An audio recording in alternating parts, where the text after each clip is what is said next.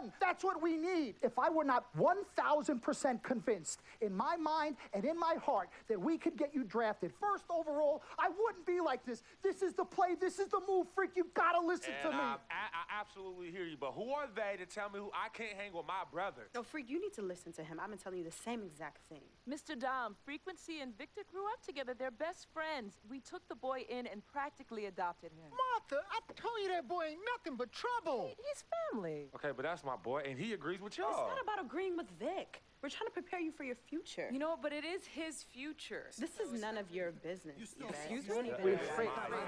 You still have a decision to make. Sign with me, yes or no. Can I just interrupt for 1 second? Everybody just settle down, please. Now, I appreciate you all taking the time in this heated discussion, but the truth of the matter is, there's only one person in the room that can make this decision. Now, son, you know how I feel. Right. Education is the most important thing in life, but this is your choice.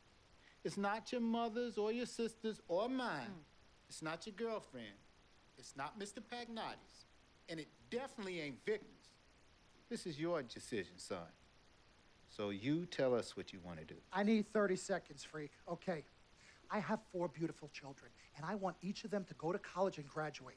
But if you walked up to any one of those 4 children right now and said, I will give you a contract that's worth $100, $200, $300 million, I would say, bypass college. You can always go back. I want you to graduate. I want you to get your doctorate. I want to call you Dr. Freak, but you need to understand this. Now, you can go all over this beautiful country that we live in and go into any of the major universities. You will find people that are 30, 40, 50, 60, 80 years old, and you will find them graduating. But if you live to be 500 years old, you will never see ever somebody 40, 50, 60 years old being drafted from college into the NBA. We need to strike while the iron is hot. This is your life. We will get you drafted first overall. You will be up there with all the big names. I'm not talking first rounder. I'm talking first overall. Listen to me. This is what I do. I am the best at what I do. You have had Nobody your 30 is better. seconds plus. Miss Martha, I am sorry. You just need to understand. Would you please let my wife speak? I apologize. Frequency. Baby, what do you want to do?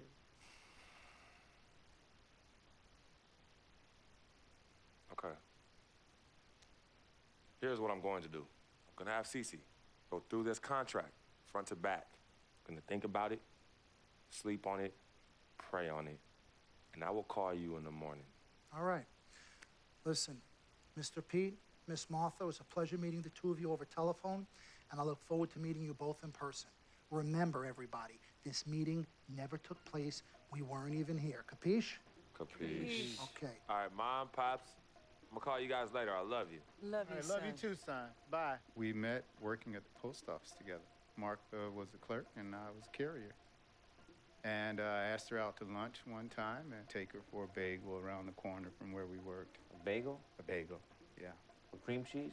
Cream cheese. Split down the middle? Split down the middle. Love at first sight. Yeah? I believe that it was true. It happened to me.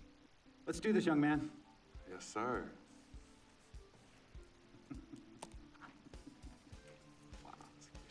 Ladies and gentlemen, please welcome Frequency Vibrations. Welcome aboard, young man. Welcome aboard.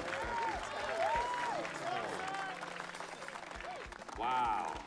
Wow. This is bananas. Take your time, baby. Thanks, Mom. Okay, so I first want to thank everyone who made this possible. Mom, Dad, I couldn't have done this without you. I'd like to thank my lady, Yvette. My dude, Vic. Hey, yo, I got you, man. Hey, hold him in the building all day, yo. Aye. Yeah, I love you, man. I love you. Man, he's like my brother.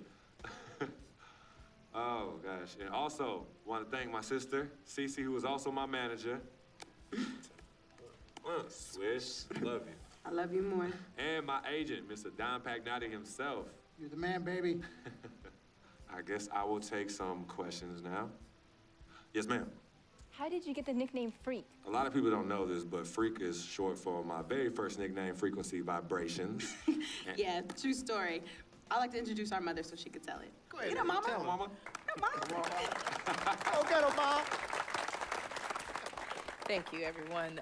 Frequency and Cece are fraternal twins. And so when I was pregnant, one of them kept kicking and jumping around all the time. So my husband, Pete, put headphones on my belly and played reggae music. Hence the name Frequency Vibrations. We shortened it to Freak.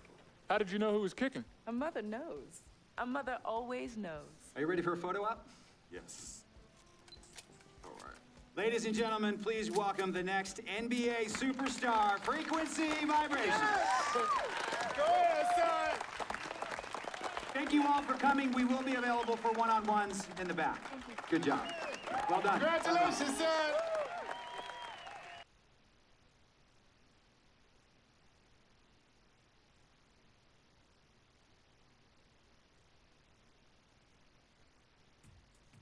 What a life, eh, freak? 1 minute you're playing 21 and horse on the courts in Harlem, and the next moment you're in the showroom, configuring the gunmetal and graphite exterior of your luxury car and your iPad mini. Oh, I bet you get a crazy crowd when you drive that car around the block in the old neighborhood, huh? Yeah, living the dream. Mad pandemonium. But folks from back around the way are real proud of me. Yeah, I hear you. Local kid makes good. You know, it kind of reminds me of when I took my tech stock public and I rang the New York Stock Exchange bell, and my mom's friends called her up and said, "Maggie, is that your son on Bloomberg News this morning ringing the bell?" And my mom says, "Yes, sirree, Bob, it was him." That was a great moment, freak. And you know, our lives, like a pearl necklace of great moments, all strung together with the finest silk thread of memories. And we have to be very careful how we cultivate those pearls and we thread that necklace. Does this meeting by any chance have to do with Vic Van Leer? I grew up in the burbs, freak. I wasn't poor, upper middle class, comfortable. My daddy worked as an accountant for one of the largest insurance firms in the country. Smart with his money. Mom didn't have to work. I went to boarding school. And then my dad died of a heart attack when I was a freshman at MIT. I was a movie geek, wanted to be a civil engineer, but I made my fortune by becoming a hybrid of both those interests. My dad didn't want me to be an accountant. Oh, listen to this. My best friend was a guy named Isidore. Yeah, we called him Izzy. He was one of the smartest human beings I have ever met in my life. I mean, Izzy was taking second-year college calculus courses as a high school sophomore, right? Straight-A student, full ride to MIT. Izzy had the world at his fingertips. But he was always looking for trouble, and trouble found him. He ran with the wrong crowd. And when we got to MIT, he got this great job working for a financial consulting firm in Boston. But every weekend, he would fly to Vegas. You see, Izzy had a system for counting cards in Vegas that had the big casinos on the strip. Oh, stymied. He would come back to MIT with suitcases filled with $200,000 in cold cash. What? Yeah. So your man Izzy was getting hit off like that? Like a fat rat in a cheddar cheese factory, freak. Okay, so what happened to this dude Izzy? Because he's dope. No, not dope. Dead. After he'd been missing for 3 weeks, the Nevada State Police never found hide nor hair of Isidore. And our friendship took a hit when he asked me to hang out with him in Vegas, and I said I wouldn't do it because I knew he was on a dark and twisted path in his life. And yes, he was my dude.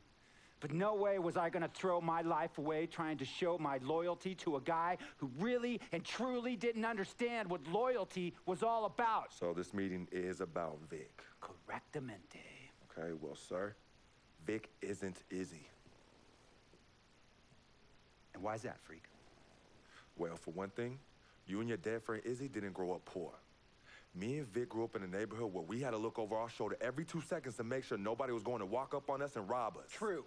Izzy and I did not grow up in the hood.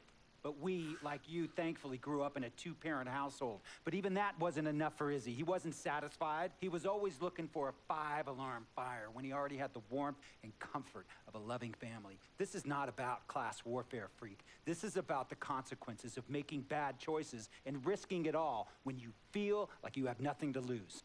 Vic is like a brother to me, sir. But you shouldn't be Brother Vic's keeper, freak. Would a brother go looking for trouble and put your career and your livelihood at risk by getting into fights at nightclubs and seedy after-hour joints and then scream to the media, "Yeah, it's all good, I'm an FOF, friendo freak. It's all misunderstanding. Y'all be haters, don't hate my game." I don't think a brother would do that to someone they really cared about, but a guy who looked at you like a meal ticket would. No. See, you don't understand Vic. Really? I don't understand. No.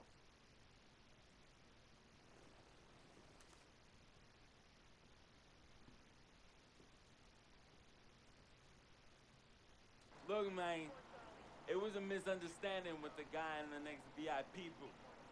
His honey started flirting with me. So naturally, I started flirting back.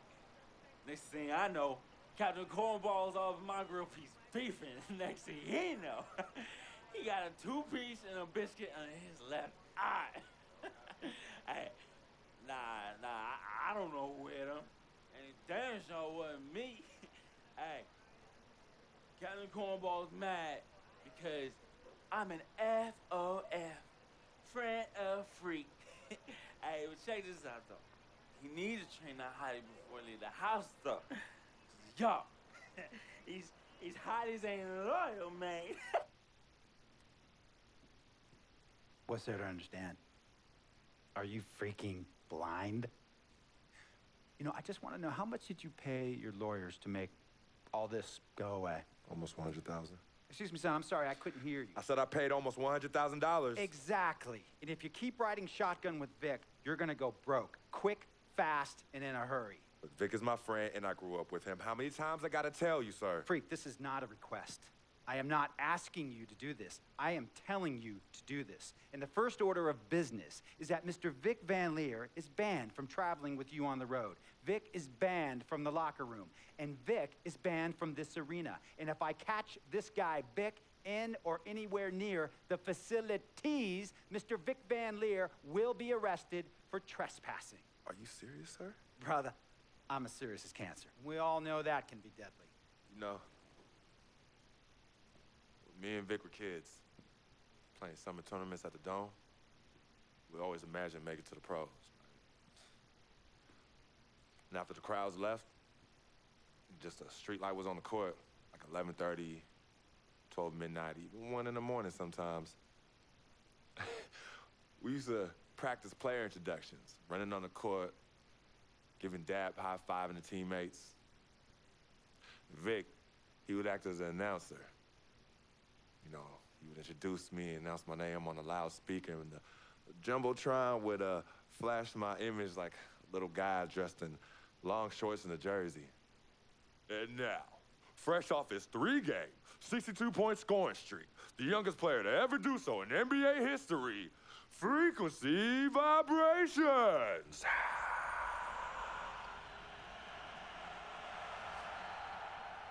So me and Vic would sit in those empty bleachers at the Dome and dream like nobody's business. And now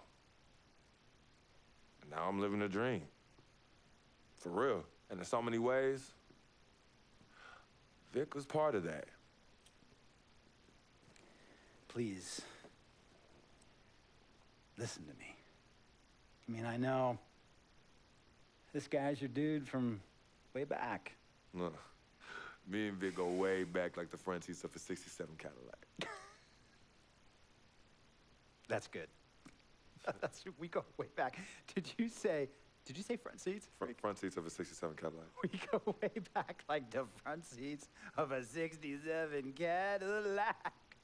Well, do you have any crickets?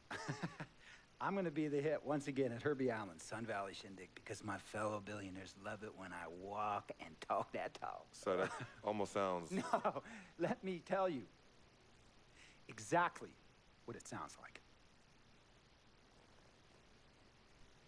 I respect, admire, and most importantly, love you as a human being and a role model. But I pay you a lot. And I mean, I pay you a lot of money to play for my team. And I am in